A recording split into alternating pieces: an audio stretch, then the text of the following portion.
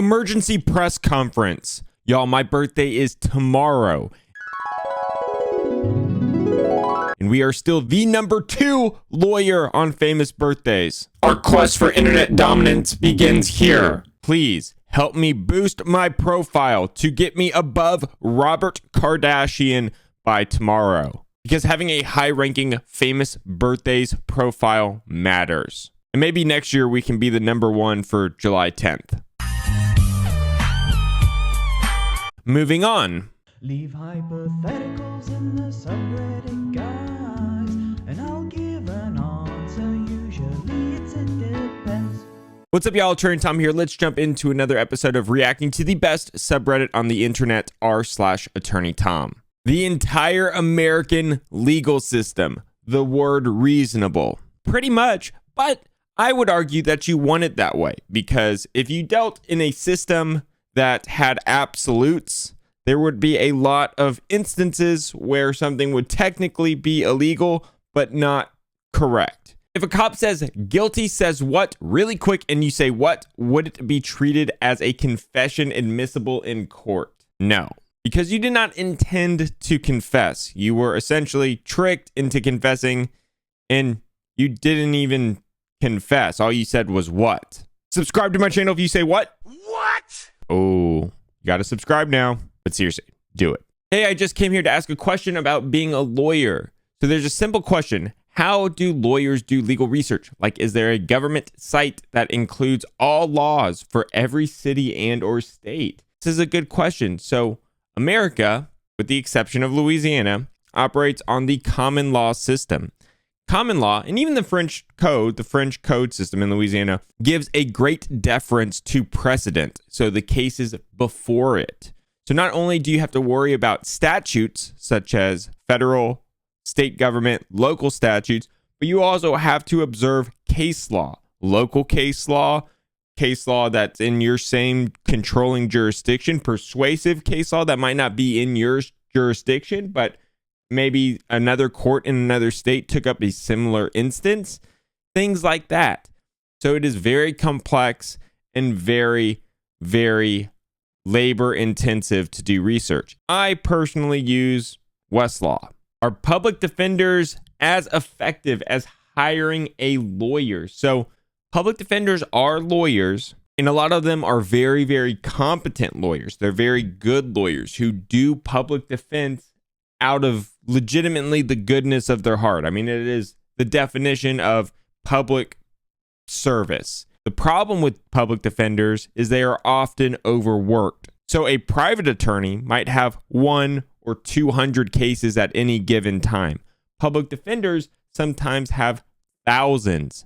So there's just not enough time in the day to dedicate to putting the appropriate amount of time into each one case. In some instances, that's not always the case. Going pro se, I like to point out that I only ever see lawyers saying that you shouldn't go pro se. I asked a neutral party who sells food to prisons, and he said I should always go pro se. How do you explain this? Checkmate. You caught us. God forbid you listen to the trained professionals who have spent their whole lives in the legal system. Would you go pro se for heart surgery? No, I didn't think so. Y'all, all jokes aside, don't go pro se. It's a disaster. You're going to be eating that guy's prison food. AttorneyTom is a Sigma male. What's a Sigma male?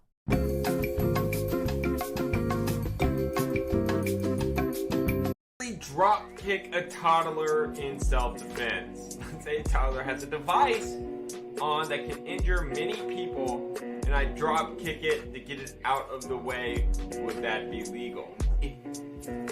Drop kicking a toddler would be justified.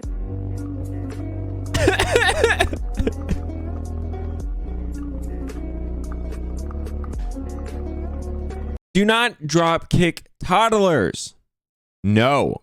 All I said was that in a theoretical situation where a toddler has a device that can injure many people, you could potentially drop kick the toddler in order to save everybody, because that would be proportionate use of self-defense to get the device out of the toddler's hands. Let me see what you have. No! Does not mean drop kick toddlers. I do love this animation though. Yes. Vote for Tom on famous birthdays. Reminder again. I love how they have me as 5'10". I'm 6'1", and they even got the lazy eye right. Ugh, this is getting out of control. I made revisions to the statue. What normal lawyers west to court? First of all, normal lawyers do not wear a tuxedo to court. That is a tuxedo. Normal lawyers wear a suit. What Attorney Tom wears to court?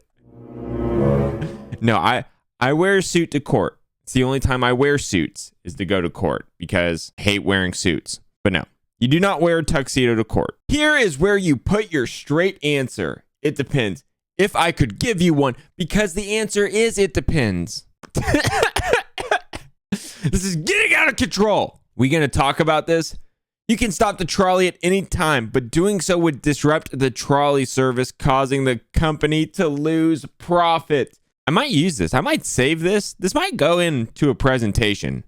And I have some real cases where this is literally applicable. All too often, companies put profits over people. Companies don't care about you, but I care about you, which is why you should subscribe to this channel. What would be the consequences of this?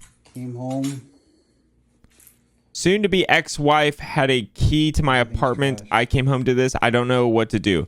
Okay, so your ex-wife trashed your apartment. You could sue her for all the damages. And there could potentially be criminal charges, but again, it's going to depend. The government is going to be the one who needs to bring the charges, but you can call your local prosecutor and see if that's something that they want to prosecute because she broke into your house. Even though she had a key, she wasn't allowed to be in there, and she clearly destroyed your property.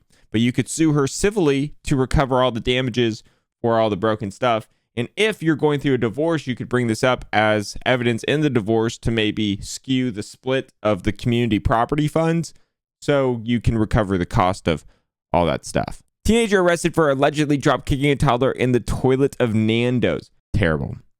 Terrible. Good. I'm glad. You know what? I'm glad he got arrested because he should be arrested for drop kicking a toddler. A lot of drop kicking toddlers today.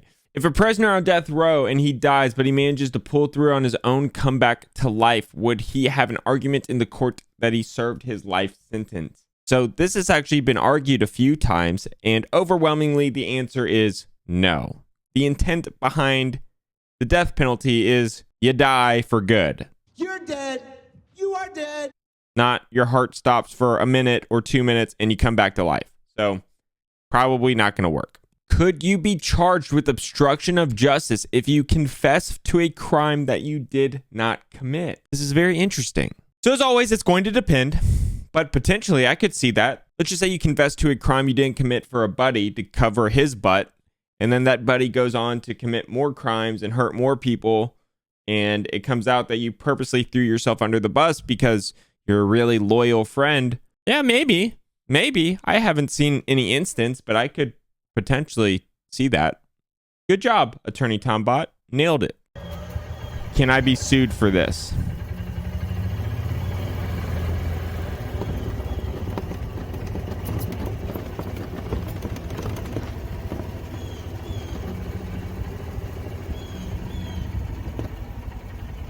Don't do it. Don't do it. Don't do it.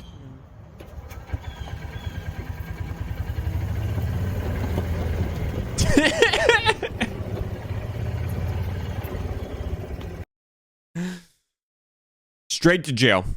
Straight to jail. Believe it or not, jail right away. Can you sue an inmate? Almost certainly yes. Lawsuits take a very, very long time. And sometimes lawsuits aren't filed initially after the tort or the action occurred. So you can have something happen. That action or a subsequent action or an additional action leads to the defendant going to jail.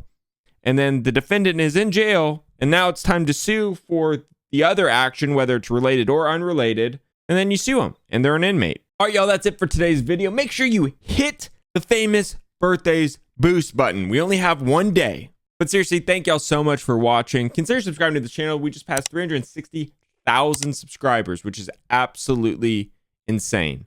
All right, y'all. Talk to you later. Bye.